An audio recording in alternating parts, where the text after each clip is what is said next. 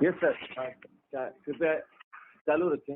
अरे वाह तरुण जी, मैं ये जो आपने 1 मिनट कह करके 10-12 सेकंड में आपने वापस फोन पकड़ा, तो उसमें मैं बहुत पॉजिटिविटी देखता हूँ। मैं जानता हूँ कि आप व्यस्त हैं, मैं जानता हूँ कि आपके साथ मेरा अब तक कोई कॉमन प्रोजेक्ट नहीं हुआ है, लेकिन तब भी बिल्कुल संदर्भ से बात आई है, तालिबान प्रकरण और जैन दर्शन। तो मेरी रिक्वेस्ट है कि अभी तक जो आपने सुना, बहुत ध्यान से सुना, अभी तक 1 आध मिनट में जो भी आपने सुना वो बहुत ध्यान से सुना है और आपकी रुचि है, तो क्या ये ठीक नहीं होगा कि आप मुझे पूछें कि मैं जबरदस्ती से क्यों जैन दर्शन को घसीट रहा हूँ? है तालिबान प्रकरण और जैन दर्शन का कोई संबंध जुड़ना अभी तो कठिन ही होगा। खाली हिंसा अहिंसा का प्रकरण छोड़कर, है ना? पर मैं बिल्कुल भी आपका समय व्यर्थ करने के मूड में नहीं हूँ, उपदेश के मूड में नहीं हूँ। मैं विज्ञान की दृष्टि से इस चीज को स्वयं समझने के लिए आपसे प्रश्न चाहता हूँ कि आप मुझे प्रश्न करें। मेरी उतनी गहरी मैंने स्टडी और समझ और जानकारी नहीं है कि मैं आप जैसे प्रबुद्ध चिंतक से प्रश्न करूं। उसके लायक भी तो मेरे पास से सामग्री होनी चाहिए। चलिए, मैं बताता हूँ। हाँ। मैं आपकी सामग्री से आपका परिचय फिर से कराता हूँ। अच्छा। और उसमें मेरा भाव यह है कि मैं जो कह रहा हूँ वो न दिखावा है न झूठ है। नहीं वो तो क्यों होगा? देखिए, आप कवि हैं, कल्पना कर सकते हैं, टिक लगाते जाइए। तालिबान ऐसा मुद्दा है जो घर घर में चर्चित है, सबकी चिंता का विषय है पूरी दुनिया में। सही बात है। और आप अपने आप को पूरी दुनिया से सुख दुख से जोड़ते ही हैं। मित्तम में सब भूरेसु वैरम मध्यन केणई, जोड़ते हैं ना भैया? टिक लग गया 2 में। तीसरा ज्यादा इंपॉर्टेंट जो है वो हमारे बीच में एक विश्वास का ऐसा धागा है जो बाकी जो अपने आप को जैन तेरापंथी कहते हैं, मैं उसमें से किसी में नहीं पाता। एक रणजीत दुग्गड़ है उसमें, उसको छोड़कर। रणजीत दुग्गड़ अभी भी आपको अगर तेरापंथी समझता है क्योंकि वो तो महाप्रज्ञ पर बहुत बढ़िया लिखता है। बहुत ऊंचा लिखता है।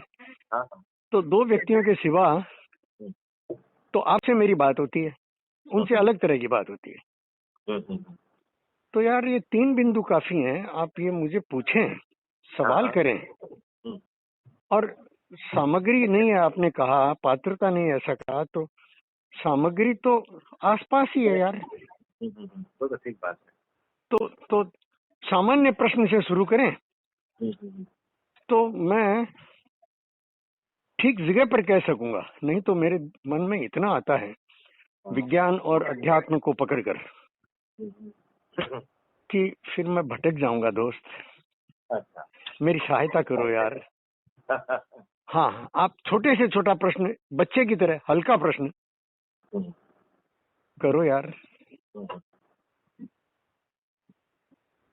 नहीं, वैसे तो देखिए कि जैन दर्शन में हमारी सभी जो दुनिया की समस्याएं हैं या व्यक्तिगत समस्याएं हैं, सभी का समाधान है, ऐसा तो हम लोग सुनते आए हैं और समझते भी आए हैं।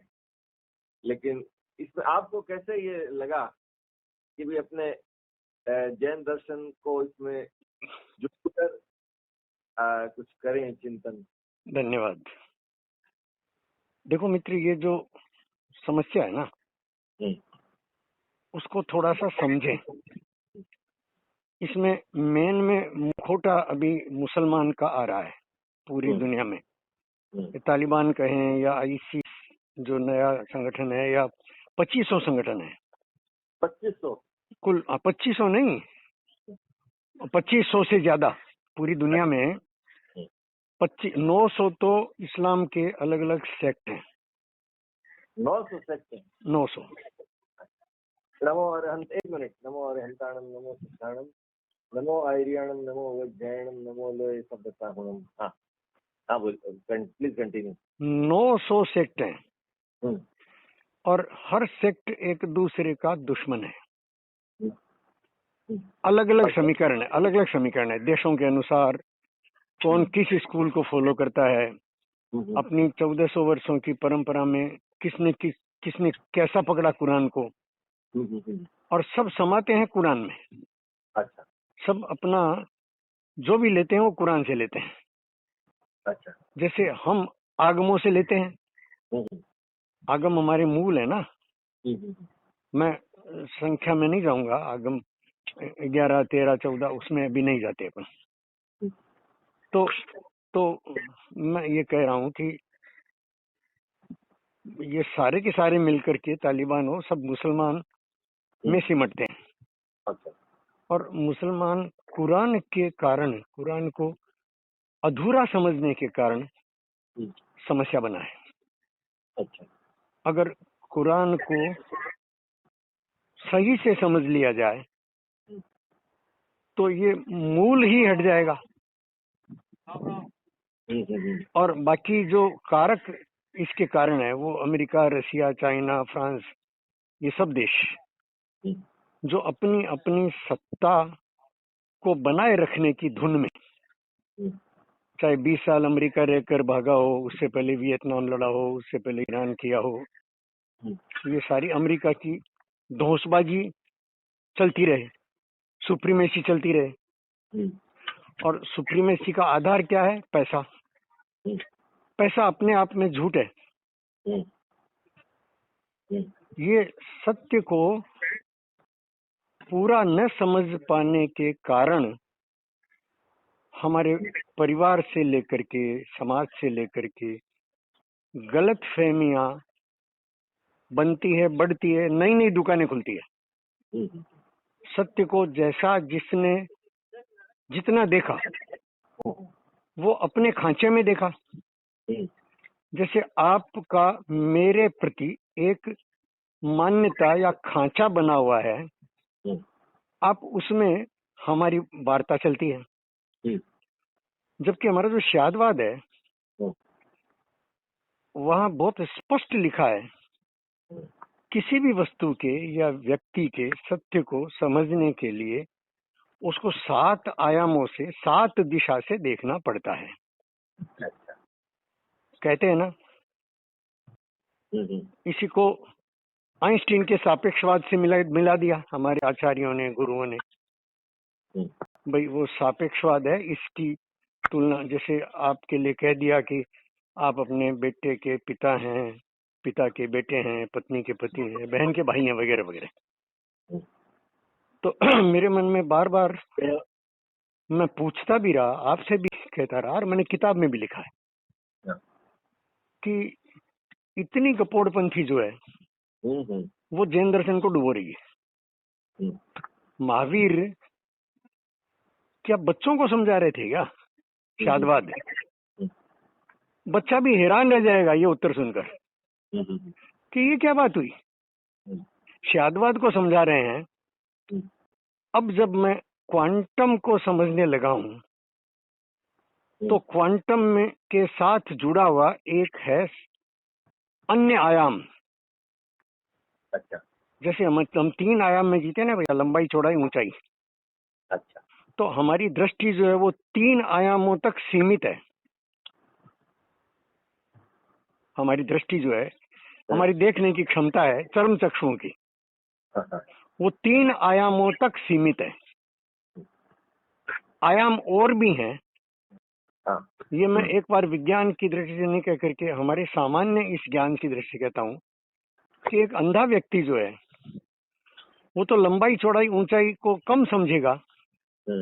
पदचाप सुन करके बता देगा कि तरुण जी आ रहे हैं। आवाज सुनकर बता देगा कि उमेश जी और तरुण जी बात कर रहे हैं। स्पर्श जानकर कह देगा कि गुस्से का स्पर्श है कि प्यार का स्पर्श है कि मामला क्या है। कैसे जान गया? तो इसका मतलब कुछ और आयाम है जहां से देखा जा सकता है। शादवाद ने जो कहा कि 7 दिशाओं से देखोगे तो पूरा सत्य जानोगे। ठीक है, मैं अब तक ठीक चल रहा हूँ मित्र? आप तो आप तो ठीक ही चलते हैं, लेकिन वही है कि हाँ पूछिए पूछिए पूछिए। ऐसा है हाँ। कि अभी मैं जिस कार्य में ओहो वो मेरे सामने पड़ा है। जी जी जी जी जी। तो मैं आपका वैसे अगर दिन में आप अपना समय फिक्स करके मुझे बताएं। हाँ। तो मैं उत्सुकता से इस विषय को आगे बढ़ाऊंगा। अभी एक रीजनेबल जगह समेटूंगा। हाँ। तो आप मुझे समय बताइए, तब तक मैं इसको रीजनेबली समेट लेता हूँ। हाँ तो 9 या 10 बजे जैसा हो। हाँ तो ठीक है, 9 या 10 जैसा आपको सूट करे। 9 बजे करें? 9 बजे करें।